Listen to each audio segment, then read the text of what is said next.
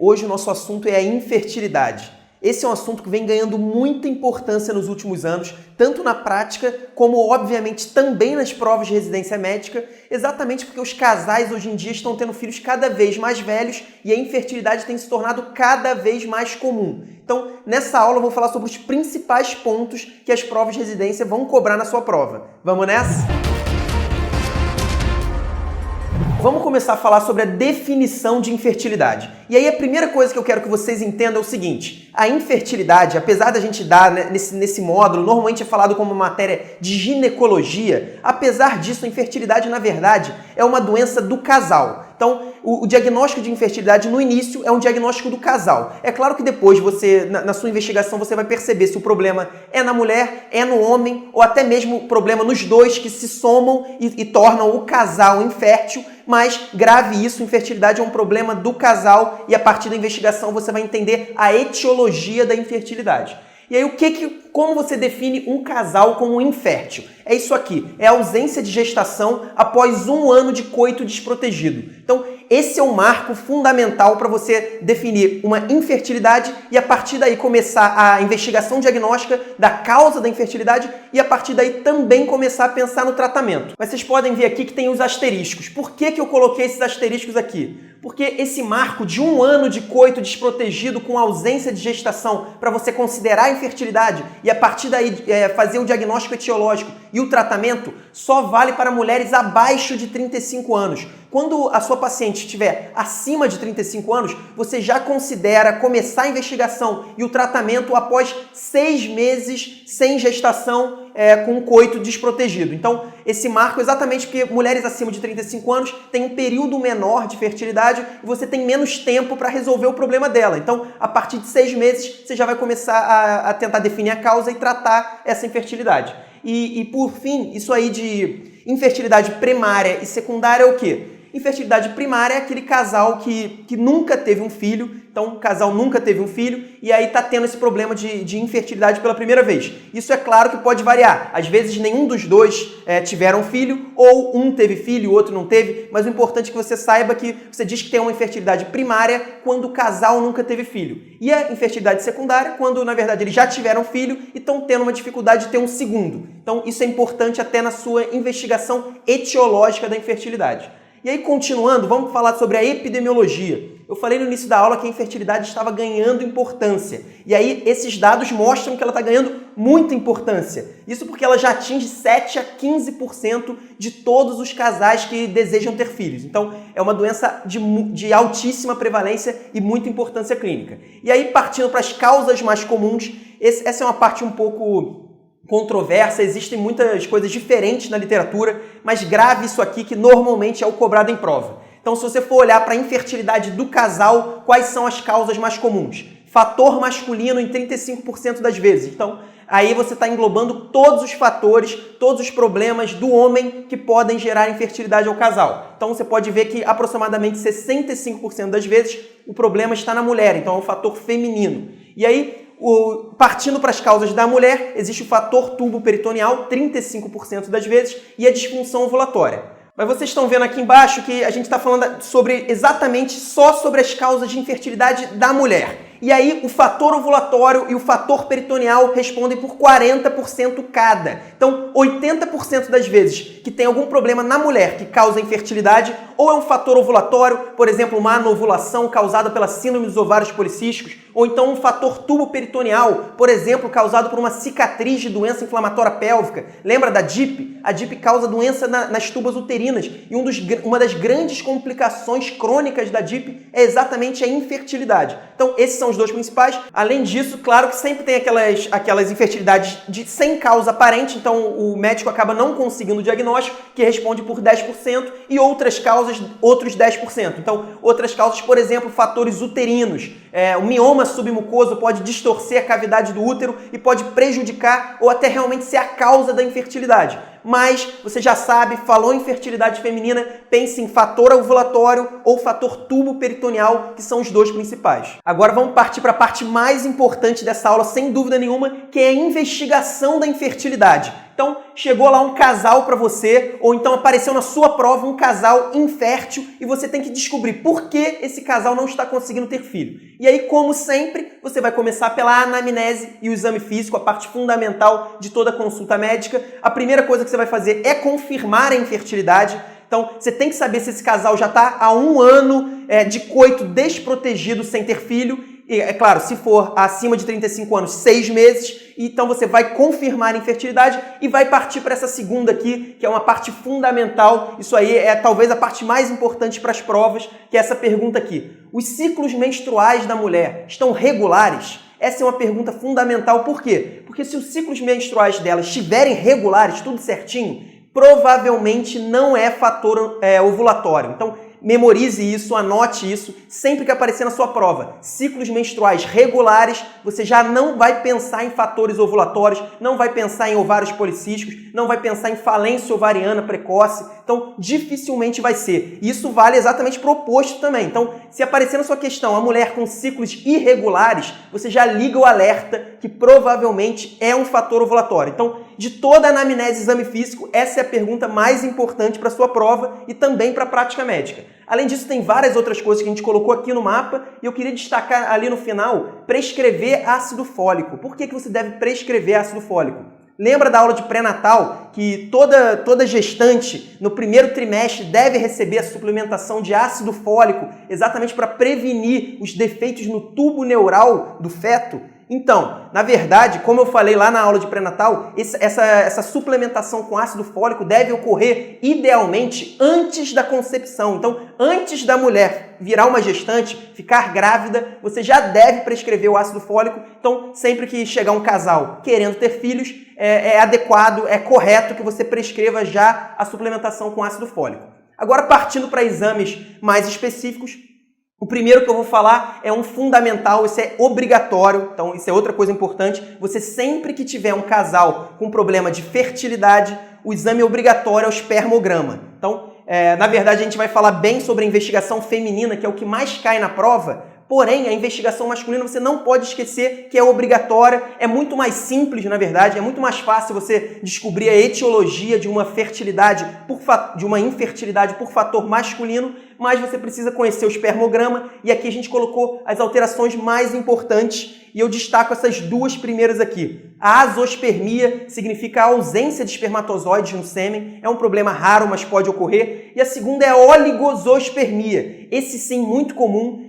Sempre que cai espermograma, na grande maioria das vezes, cobra exatamente isso, é uma oligosospermia, e aí eu queria que você decorasse esses valores aqui. O normal de um espermograma é ter pelo menos 20 milhões de espermatozoides por ml no sêmen, e é considerado uma oligosospermia grave quando essa concentração está abaixo de 5 milhões por ml. Isso vai ser importante, a gente vai falar depois no tratamento do fator masculino. Agora, atenção total para a gente falar sobre a investigação feminina, a investigação da mulher na infertilidade, que é a parte mais importante. Primeira coisa, tem alguns exames de sangue de rotina, especialmente a dosagem desses hormônios ali, que estão com a nossa bandeira amarela. Então você vai dosar o TSH e o T4 livre. Você sabe que o hipotireoidismo pode ser uma causa de infertilidade por fator ovulatório, então pode causar anovulação o hipotireoidismo, assim como a hiperprolactinemia. Então você também vai medir a prolactina, progesterona, FSH, estradiol. Eu vou falar daqui a pouco a utilidade desses hormônios, mas esses são os exames de sangue básicos de rotina. Agora, partindo especificamente para a investigação do fator ovulatório. Então, você tem duas dúvidas para resolver se a sua paciente tem ou não fator ovulatório. A primeira coisa, como eu já falei, a anamnese vai ser muito importante nisso. Porque se a mulher tiver ciclos menstruais regulares, dificilmente vai ser fator ovulatório. Porém, imagina que ela tem ciclos irregulares ou você desconfia fortemente de um fator ovulatório. Quais são as duas possibilidades de um fator ovulatório causar infertilidade? O primeiro deles é ela não estar ovulando, então tem uma anovulação, é um problema primário da ovulação. E o segundo deles, ela não tem reserva ovariana. Então tá tudo certo, questão hormonal, não tem nenhum problema primário no ovário, porém, existe uma falência ovariana. Ela teve, por exemplo, uma menopausa precoce, que é a menopausa que ocorre antes dos 40 anos. Então, como você vai saber se ela está ovulando e se existe ou não essa falência ovariana?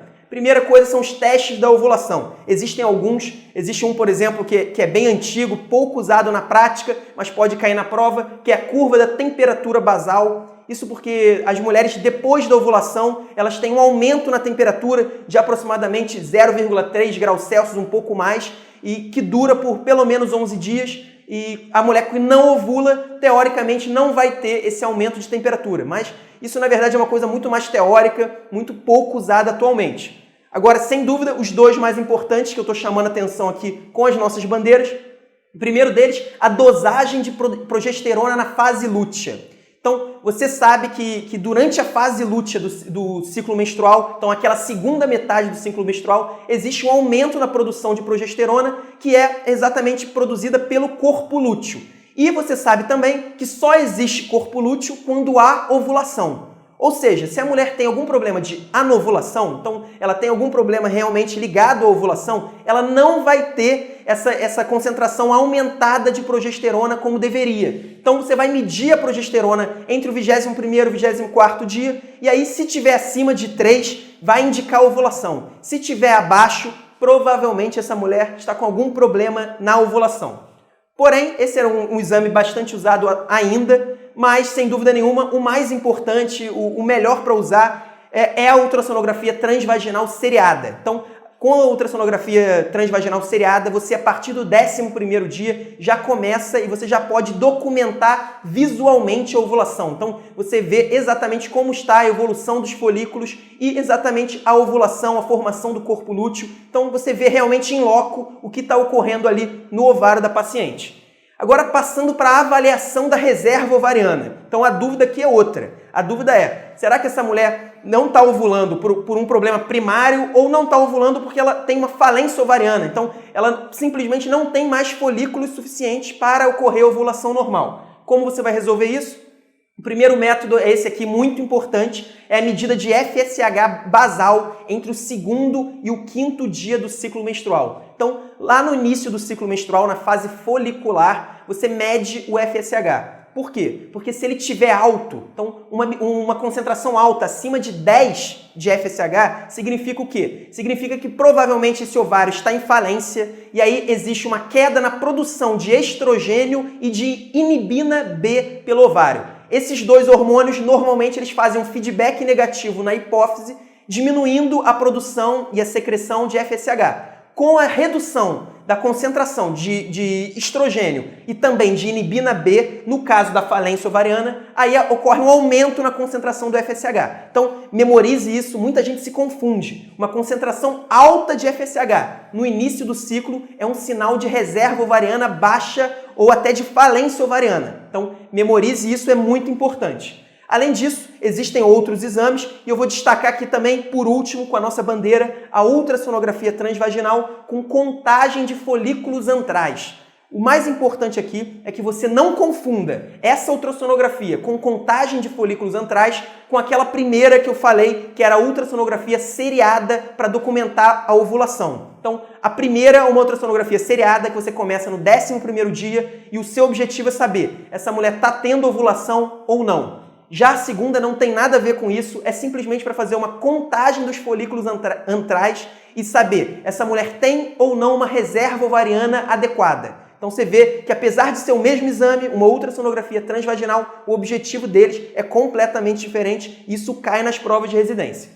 Agora, continuando, o fator ovulatório, eu já tinha falado, é muito importante, uma das principais causas de infertilidade na mulher. E também, não menos importante, é o fator tubo peritoneal. Então, algum problema nas tubas uterinas ou no peritônio, normalmente aderências ou a famosa hidrossalpinge, uma tuba que realmente não está adequada para a ocorrência da nidação e da concepção. Então, é uma tuba que impede a gestação normal. E aí, quais exames são feitos de rotina para você avaliar a tuba? É um exame, e esse é o mais importante, que você não pode deixar de lembrar, que é a histerosalpingografia. Nada mais é do que uma radiografia com contraste do útero e das tubas uterinas. Então, qual que é o normal? Uma paciente que não tem problema nas tubas. É injetado o contraste e esse contraste extravasa através das duas tubas uterinas para o peritônio. É isso que a gente chama de prova de Cote positivo.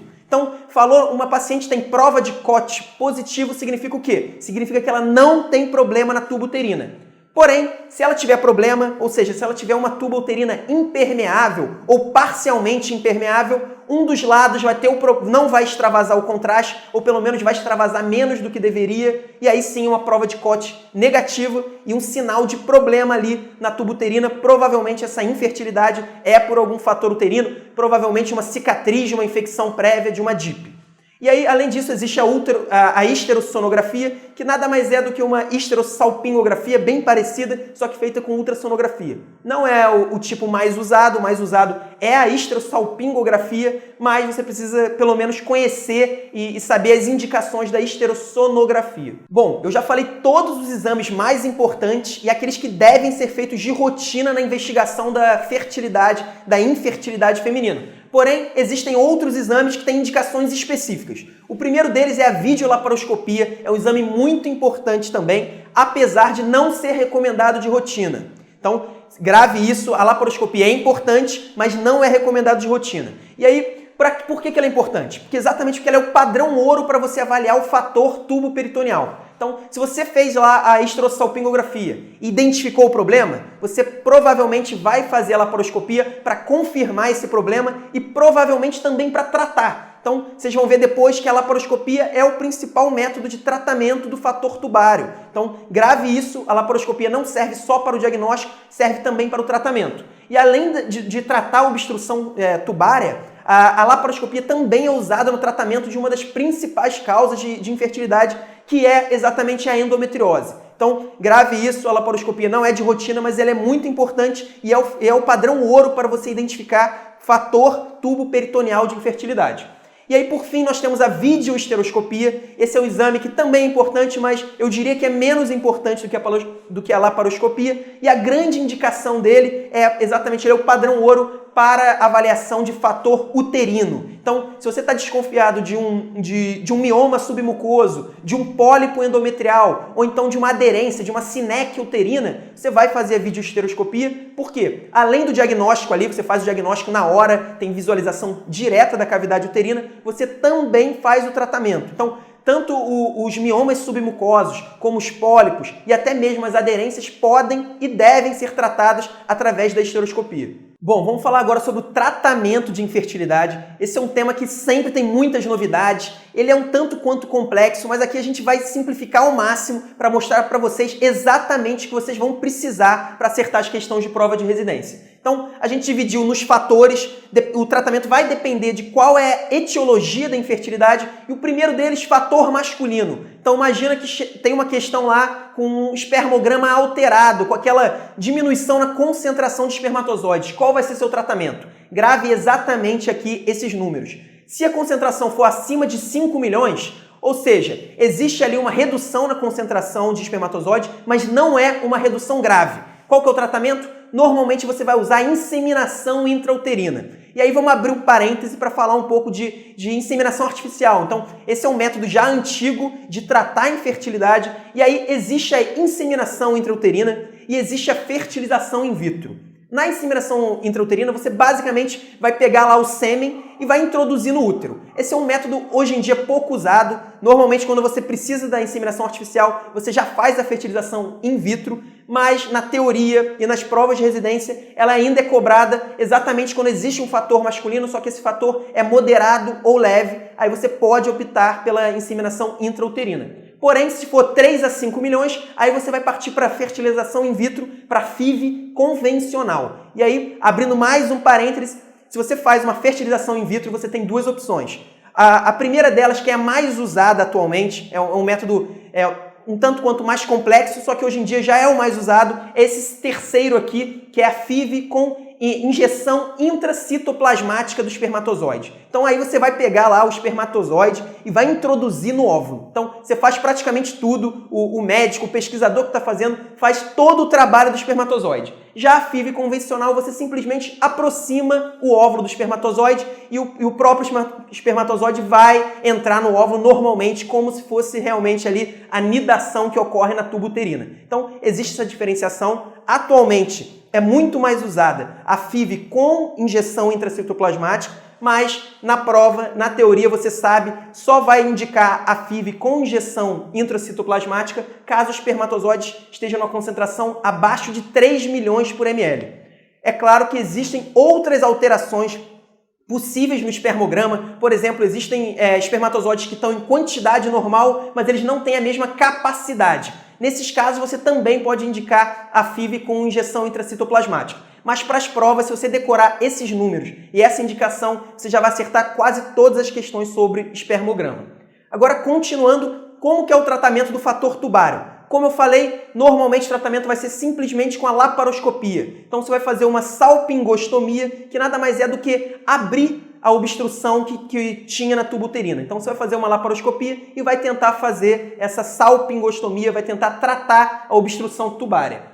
Porém, na prática a gente sabe que muitas vezes já é usada também a fertilização in vitro. Então, na prova, qual que é o tratamento? Laparoscopia, você só vai fazer a fertilização in vitro se houver outro fator além do fator tubário. Então, para as provas de residência, eu só indicaria a FIV, eu só marcaria lá a resposta certa. Fertilização in vitro, se houver um fator tubário e também um fator masculino, por exemplo. Imagina que no seu enunciado a mulher tem uma prova de COT negativa, ou seja, tem uma obstrução tubária, e o homem tem um espermograma alterado, tem uma redução na concentração de espermatozoide. Aí sim é um indicativo para você recomendar a fertilização in vitro. Caso contrário, é só realmente a laparoscopia com a abertura da obstrução tubária.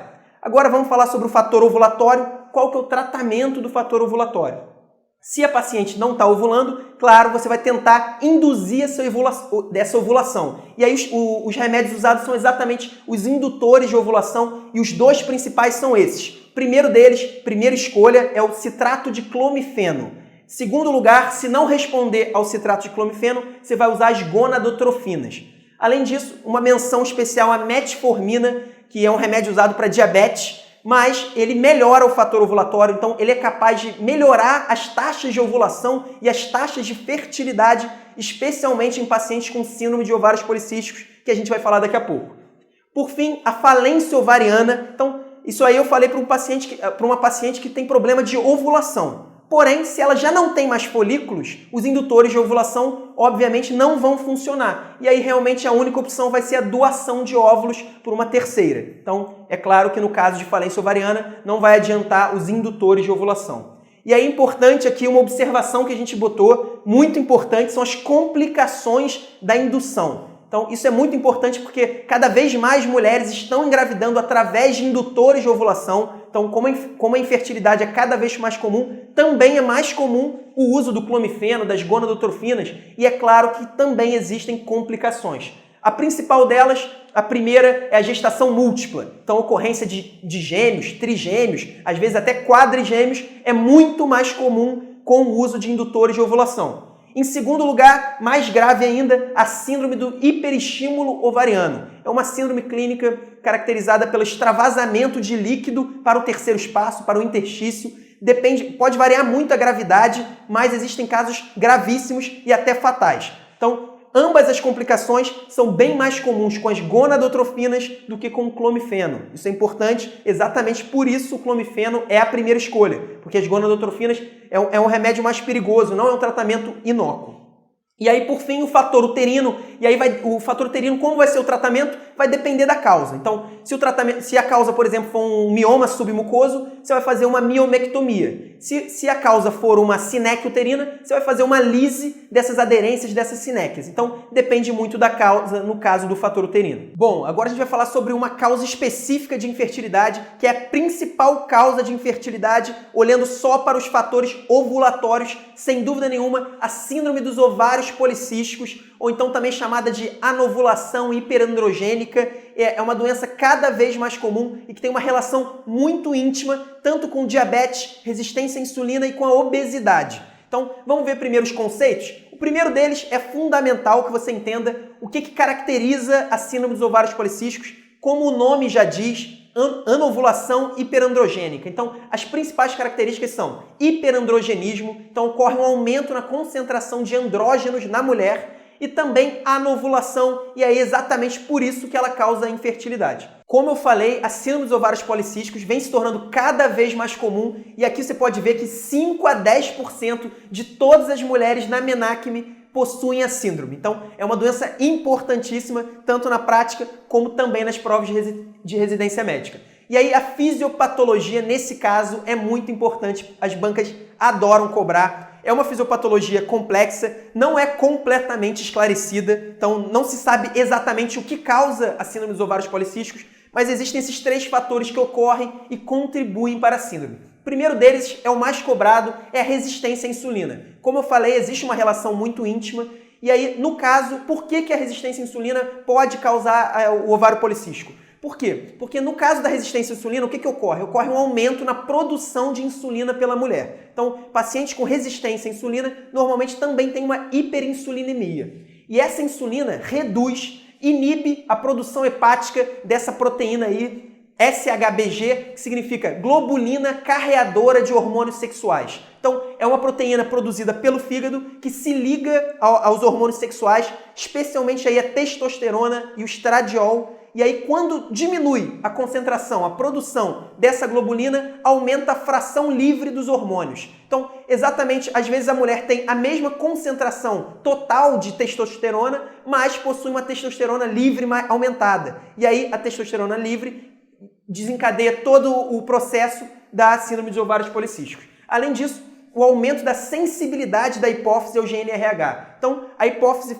fica mais sensível ao GNRH, que é produzido pelo hipotálamo, e aumenta a produção de LH. E o LH também é um estimulante da produção de andrógenos no ovário da mulher. Então, mais uma vez, o excesso de andrógenos sendo justificado por uma alteração, dessa vez pela hipófise, o aumento da sensibilidade dela ao GNRH. Além disso, outro fator que ocorre na síndrome de ovários policísticos, que é bastante cobrado, é esse aqui. Aumenta a aromatização periférica de andrógenos, e aí essa aromatização de andrógenos, que se transforma em estrona, ocorre no tecido adiposo. Então, você vê que é muito ligado à obesidade. A obesidade leva também à resistência à insulina, também gera mais aromatização periférica de hormônios. Além disso, a diminuição da produção ali da globulina carreadora de hormônios sexuais. São vários processos que juntos acabam causando esse aumento na produção e na concentração de hormônios masculinos na mulher. E aí gera todo o processo de anovulação, também as características clínicas que eu vou falar a partir de agora. Então, vamos ver as manifestações clínicas? Primeiro, as primeiras são relacionadas à anovulação. Então, a mulher que não ovula, o que ocorre com ela? Como isso se manifesta clinicamente? Com irregularidade menstrual ou até amenorreia. Então, dependendo da gravidade do ovário policístico, pode ser simplesmente uma irregularidade, ciclos aumentados, ou até uma amenorreia, mulher que não menstrua nenhuma vez, já não menstrua há vários meses, ou então, em casos extremos, até há vários anos. Além disso, a infertilidade, é claro, uma mulher que não ovula não consegue também engravidar e muitas vezes o diagnóstico é feito exatamente quando a mulher deseja engravidar e não consegue. Fora isso, hirsutismo, acne, alopécia são todos sinais característicos de hiperandrogenismo na mulher. Então, tanto o hirsutismo, acne e alopécia são todos decorrentes do aumento da concentração de testosterona e de outros hormônios sexuais típicos do homem, que no caso, na mulher com síndrome de ovários policísticos, aumentam a concentração patologicamente. Além disso, a obesidade, a acantose nigricans, e aí você lembra que a acantose nigricans é diretamente relacionada à resistência à insulina. Então, tanto pacientes com diabetes tipo 2, que são pacientes também resistentes à insulina, quanto no caso da síndrome de ovários policísticos, pode ocorrer a acantose nigricans. Agora, continuando, uma parte muito importante, vocês podem ver que está com a nossa bandeira vermelha, são as alterações laboratoriais da síndrome de ovários policísticos. As bancas adoram cobrar. Por favor, memorize isso aqui. O que aumenta na síndrome de ovários policísticos? Andrógenos, tanto os ovarianos como os adrenais. Então, todos os tipos e derivados de testosterona pode marcar que aumenta a concentração na síndrome de ovários policísticos. Além disso, o LH, isso é muito importante, faz parte até da fisiopatologia da doença, um aumento na concentração de LH e também de insulina e de estrógenos. Então, todos esses hormônios, todos esses valores laboratoriais aumentam no contexto de uma síndrome de ovários policísticos. Por outro lado, o FSH fica normal ou se reduz. Isso é muito importante, lembre-se disso. O FSH é uma exceção, a maioria dos valores aumentam na síndrome de ovários policísticos, porém o FSH fica normal ou até se reduz e aí produz isso aqui, que é uma relação FSH-LH muito reduzida, porque o LH aumenta e o FSH fica parado ou diminui. Então a razão FSH-LH diminui bastante. Por fim, a globulina carreadora de hormônios sexuais, aquela proteína produzida pelo fígado, também se reduz, como eu já havia falado. Ok, agora você já sabe as características clínicas da síndrome de ovários policísticos, tanto relacionadas ao hiperandrogenismo, também relacionadas à anovulação. Além disso, você já sabe as principais alterações hormonais que ocorrem na doença, mas como você fecha o diagnóstico, como você tem certeza, como você pode dizer, essa paciente tem ou não síndrome de ovários policísticos. Para isso, é claro, existem os critérios de Rotterdam, que são critérios já feitos há bastante tempo, mas ainda é o principal critério usado para o diagnóstico da síndrome. E aí você precisa de 2 desses 3 fatores aqui. Primeiro, óligo ou anovulação. Esse é um fator bastante importante. Na maioria das vezes ele está presente, mas ele também está presente nos critérios de Rotterdam. Além disso, o hiperandrogenismo, e aí pode ser tanto clínico quanto laboratorial. Então, ou seja, se você fizer lá um exame de sangue com uma elevação de testosterona, já vale para preencher o critério, assim como se a mulher tiver alopécia, hirsutismo, acne, outros sinais de hiperandrogenismo, também já vale para o critério de Rotterdam. E por fim, a presença de ovários policísticos à ultrassonografia. Você pode ver que é a primeira vez que eu estou falando dos ovários policísticos que dá nome à síndrome. Então, essa era uma alteração que antigamente era vista como principal ou uma das principais da síndrome. Hoje ela já não é tão valorizada assim, ela é simplesmente uma consequência da anovulação, o surgimento dos cistos, de vários cistos nos ovários, mas ainda faz parte do critério de Rotterdam. Então, tendo 2 desses 3 critérios, você fecha o diagnóstico. Agora, continuando, vamos falar sobre o tratamento. A primeira coisa que você precisa é lembrar que a síndrome de ovários policísticos é uma doença multissistêmica. Então, as pacientes que têm a doença, o problema delas não é só não ovular, infertilidade, ou então até mesmo os sinais e sintomas do hiperandrogenismo. Ela também tem riscos aumentados para doenças cardiovasculares. Então, ela é muito relacionada ao diabetes, à obesidade. Então, você vai precisar tratar também, por exemplo, diabetes, hipertensão, melhorar a obesidade, que inclusive é uma parte fundamental do tratamento como um todo também. Então, a primeira coisa que você precisa saber é isso. Você vai tratar a sua paciente como um todo, sabendo que a síndrome de ovários policísticos afeta vários sistemas orgânicos da mulher, não é só a questão reprodutiva e a questão de excesso de andrógenos. Além disso, existem vários tratamentos que você faz especificamente para o hirsutismo. Os principais deles estão aqui, os anticoncepcionais, a ciproterona, finasterida ou até a espironolactona, que é aquele antihipertensivo que pode também ser usado para combater o hirsutismo na síndrome. Porém, a parte mais importante de tratamento é essa aqui. A sua pergunta, ao começar o tratamento de uma paciente com síndrome de ovários policísticos vai ser: você deseja ou não engravidar? Por quê? Porque isso vai ser fundamental para você definir a sua estratégia de tratamento. Se a mulher desejar engravidar, você precisa fazê-la ovular. Então ela tem uma síndrome de ovários policísticos, então ela provavelmente não ovula ou ovula muito esporadicamente e o seu tratamento vai ser usar indutores de ovulação, aqueles mesmos, principalmente o clomifeno e as gonadotrofinas. Além disso, vocês estão vendo aqui com a bandeira vermelha metformina, aquele famoso antidiabético. No caso da síndrome de ovários policísticos, ele não serve só para controlar o diabetes. Ele também melhora as taxas de ovulação, as taxas de gestação numa paciente com síndrome de ovários policísticos e vem sendo cada vez mais usado nesse contexto. Por fim, se a mulher não desejar engravidar, então uma mulher diagnosticada com síndrome de ovários policísticos, mas que não deseja engravidar, o que você vai fazer? Simplesmente usar os anticoncepcionais orais ou progestágenos. Então, é praticamente uma progesterona sintética lá na segunda fase do ciclo. Então, você vai controlar toda essa bagunça hormonal que é característica da síndrome de ovários policísticos através de hormônios exógenos. Então, você vai usar os anticoncepcionais combinados ou então simplesmente progestágenos lá na segunda metade do ciclo, como ocorre normalmente num ciclo menstrual fisiológico. Bom, isso é o que há de mais importante sobre infertilidade para as provas de residência. Eu tenho certeza que com o que eu falei aqui nessa aula e também com outros pontos que a gente aborda nos nossos outros materiais, você vai acertar praticamente todas as questões sobre o assunto. Um abraço, até a próxima!